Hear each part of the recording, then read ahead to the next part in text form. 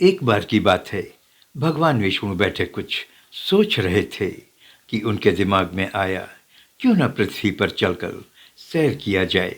वैसे भी उन्हें पृथ्वी पर गए कई साल हो चुके थे। बस पृथ्वी पर जाने के लिए विष्णु भगवान तैयारी करने लगे। विष्णु जी को तैयारी करते देख लक्ष्मी जी ने उनसे पूछा कि सुबह सुबह वो कहाँ जाने की तैयारी कर रहे हैं। विष्णु भगवान ने कहा, लक्ष्मी, मैं धरती लोक पर घूमने जा रहा हूँ। वैसे भी पृथ्वी पर गए मुझे काफ़ी दिन हो चुके हैं। जाकर देखता हूँ कि वहाँ के क्या हाल चाल हैं। लक्ष्मी जी को विष्णु भगवान की बात अच्छी लगी। उनका भी मन पृथ्वी पर घूमने का होने लगा। उन्होंने विष्णु जी से कहा, उनका भी मन उनके साथ चलने को हो रहा है, क्या वो उनके साथ चल सकती हैं। कुछ सोचते हुए विष्णु जी ने कहा, ठीक है चलो, लेकिन एक बात का ख्याल रखना होगा। लक्ष्मी जी ने पूछा, किस बात का ख्याल रखना है। विष्णु जी ने कहा, धरती पर पहुंचने पर तुम्हें किसी मानव जाति के पास नहीं जाना होगा। लक्ष्मी जी सोचने लगीं कि ये कैसी शर्त है। फिर इसे मजाक समझकर और इस बात पर ज़्यादा ध्यान न देते हुए लक्ष्मी जी ने विष्णु जी की बात पर हामी भर दी। लक्ष्मी जी ने भी तैयारी की और चल पड़ी विष्णु भगवान के साथ धरती पर सैर करने के लिए। काफी सुहाना मौसम हो रहा था।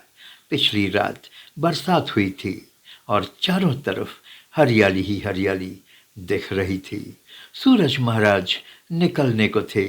चारों तरफ अपार शांति थी। पृथ्वी की छटा देखकर लक्ष्मी जी मंत्रमुग्ध हो रही थीं। अभी लक्ष्मी जी और विष्णु भगवान कुछ ही दूर गए थे कि खेत में एक दंपति खेत की निराई और जुताई कर रहा था। थोड़ी ही दूर पर उनका छोटा सा प्यारा सा बच्चा जमीन पर पड़ा हाथ पैर मार रहा था। अचानक वो छोटा सा बच्चा रोने लगता है। लक्ष्मी जी आगे बढ़कर उस प्यारे बच्चे को अपने गोद में उठा लेती हैं और मुस्कुराते हुए विष्णु भगवान की ओर देखती हैं। विष्णु जी लक्ष्मी जी को उनके लिए हुए वचन को याद दिलाते हैं। लक्ष्मी जी को अपने भूल का एहसास होता है।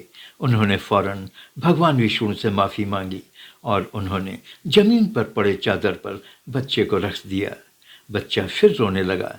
लक्ष्मी जी ने विष्णु भगवान की ओर देखा।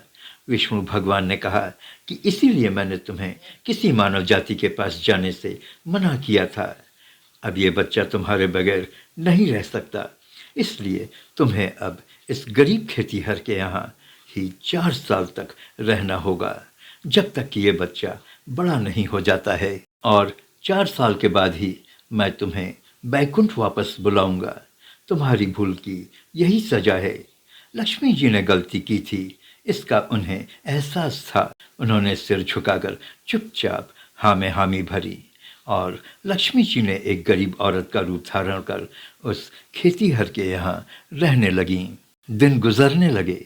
खेतीहर जाधव व उसकी पत्नी दिन भर खेत में काम करते थे और उनके न रहने पर लक्ष्मी जी उनके बच्चे को घर पर संभालती थी। जाधव ने लक्ष्मी जी को एक गरीब और लाचार औरत समझकर उन्हें अपने घर पर रख लिया था।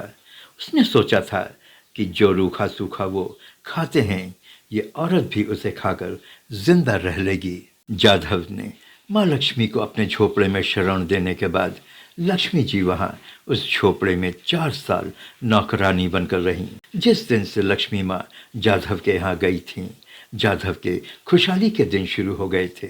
जाधव की आमदनी बढ़ती गई। उसने काफ़ी ज़मीन खरीद ली थी, कई गाय और भैंस रख लिया था, झोपड़ी की जगह एक पक्का घर बनवा लिया था और धीरे धीरे जाधव का बच्चा भी बड़ा होने लगा था। धीरे धीरे 4 साल गुजर गए थे। लक्ष्मी जी के जाने का समय आ गया था। विष्णु जी ने बैकुंठ से एक दूत भेजकर लक्ष्मी जी को बुलावा भेजा। शाम को जब जाधव अपनी पत्नी के साथ घर लौटा तो घर में एक अजीब सी दिव्य शक्ति को महसूस किया। लक्ष्मी जी अब अपने वास्तविक रूप में आ चुकी थीं। जाधव और उसकी पत्नी लक्ष्मी जी के पैरों पर गिरकर माफ़ी मांगने लगे और अपने आप को कोसते हुए कहा कि उनसे ये कैसा अपराध हो गया है। लेकिन लक्ष्मी जी ने मुस्कुराते हुए कहा, जाधव, तुम एक बहुत अच्छे और नेक दिल इंसान हो। तुमने हमें बहुत इज्जत के साथ अपने घर में रखा, बिल्कुल एक परिवार के सदस्य की तरह। शायद इसीलिए बहाने से भगवान विष्णु ने हमें तुम्हारी सहायता के लिए भेजा था। मैं तुम्हें वरदान देती हूँ कि तुम्हारे पास कभी खुशियों की और धन की कमी न रहे, और तुम गरीबों और दुखी लोगों की इसी तरह सहायता करते रहो। और फिर उसके बाद लक्ष्मी माँ अपने स्वामी विष्णु भगवान द्वारा भेजे गए रथ पर बैठकर बैकुंठ चली गईं। आप नमस्ते हिंदुस्तान देख रहे थे। प्लीज़ चैनल को सब्सक्राइब करें। जय हिंद, जय भारत।